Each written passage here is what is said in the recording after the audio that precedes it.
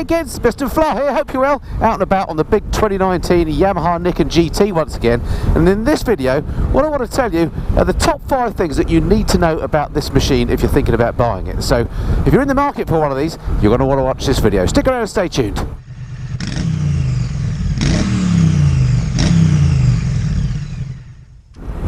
So the Yamaha Niken then is a bike that's been around for about, I guess about 18 months is when I first saw it, either in a magazine or at a show. And it seems to have been an awful long time coming, and it's taken me a long time to actually get to ride one. I've never ridden or read or seen any bad reviews about the bike, and I've been riding this bike all day and I can't really find anything wrong with it. I do have a bit of a question mark as to who the bike is aimed at, why you'd buy this rather than a normal motorcycle. But that notwithstanding, there are some things, if you're in the market for a bike like this, that you need to know about, and that's what I want to cover off in this video, and in no particular order. Right, so the first thing you need to know about the Niken, if you've not ridden one, and this will probably come as no surprise to you, because it's something that I think pretty much every single person I've spoken to or read about that's ridden the bike have said, and that is that the bike is just super planted. Those two wheels on the front just give you so much grip, and they build your confidence.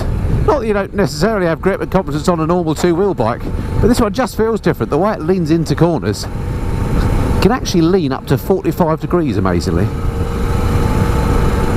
But the beauty of it is, if you're on a rough road like this one is, with bits of dirt and mud and slippy bits, potholes, if one wheel goes on the loose stuff or the slippy stuff, the other wheel may well still be on non-loose or non-grippy stuff, or grippy stuff I should say.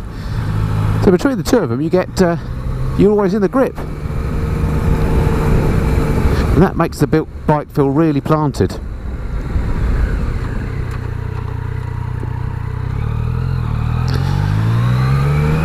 If you get a twisty turny road, in fact, it makes me feel a bit like I'm skiing. This is one of my favourite local twisty turny roads. It's not very long, it hasn't got lots of twists and turns, but it's just nice to throw a bike through and on little sweepers like this. The bike is just super confidence inspiring, if indeed bike is the right word for it. Fabulous. So that's the first thing you need to know about the Yamaha Niken.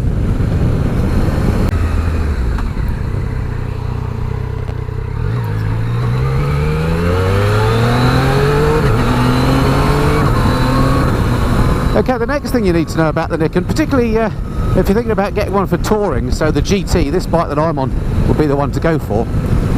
Next thing to be aware of is there is a little bit of buffet, certainly with my crash helmet, when I'm riding this bike. Only at high speeds, only on motorways really. Normally the weather protection and wind protection is pretty good off of it, because you've got this massive frontal area on the bike. For high speeds on the motorway, there is a bit of an annoying buffeting going on at the top of my head. I'm 5'8", and I'm wearing this HJC helmet, which is quite a streamline normally, and I'm still getting that. And this, as I say, is on the GT, which has the bigger screen. So that's just something to be aware of with the Niken. Next thing to be aware of with the bike, I think, is just the way the steering feels. Although it's very flickable and very grippy, it does make you feel a little bit disconnected from the road when compared to a normal two-wheel motorcycle.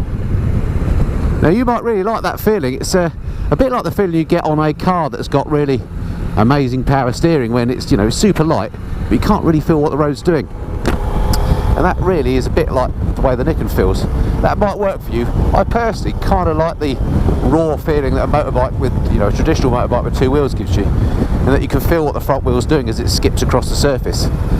Now of course it doesn't have as much grip, that word again,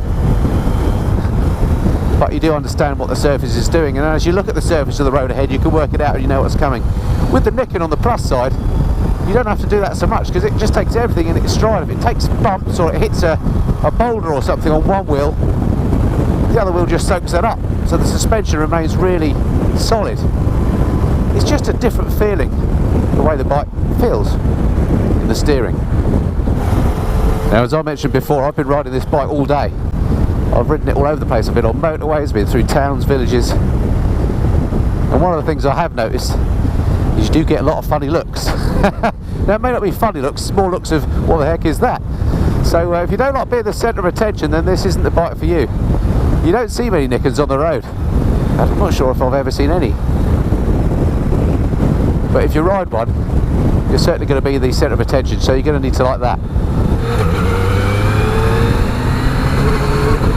Something else you need to know about the bike, if you're thinking about buying one of these, is it is quite heavy. It's something like 267 kilograms wet.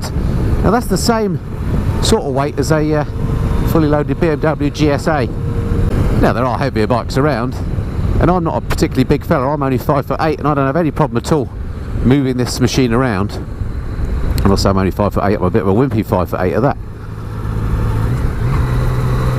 But I think if you are a smaller person and you have this bike all loaded up for touring with the panniers full, you may find the bike quite heavy to move around.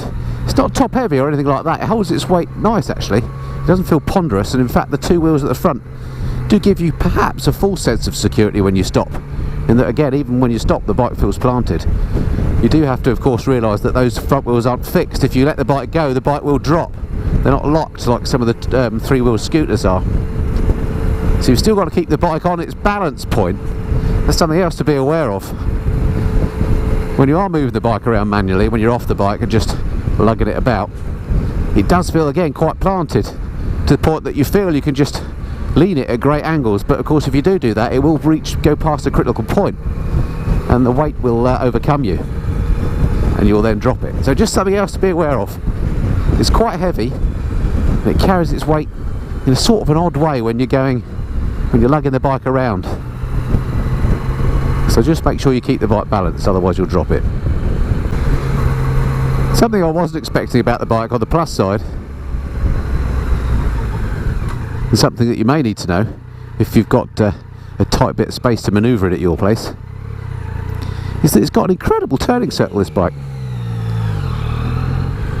You can literally turn it on a sixpence. For some reason I thought because it had the two wheels at the front. Now here's the type, I'm just going to turn around here.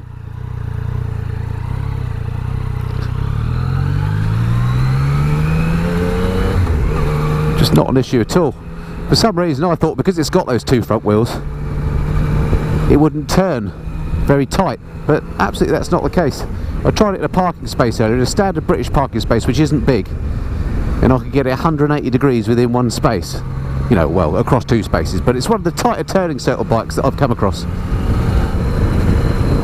Okay, so to the last thing you need to know about the bike if you're thinking about buying one of these, and that is, it's just a great fun machine.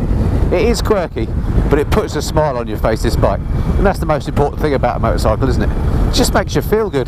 This one makes you feel epic. You can chuck it around corners. It really flatters your riding, and it definitely falls in that quota of great fun bikes.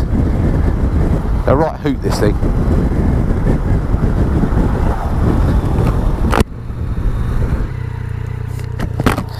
Okay, so there we have it. That's the top things you need to know about the 2019 Yamaha Niken GT if you're thinking about buying one. Hope that's been of some interest. I look forward to speaking to you again soon. Until then, this has been the Mr. Flyer. Cheerio.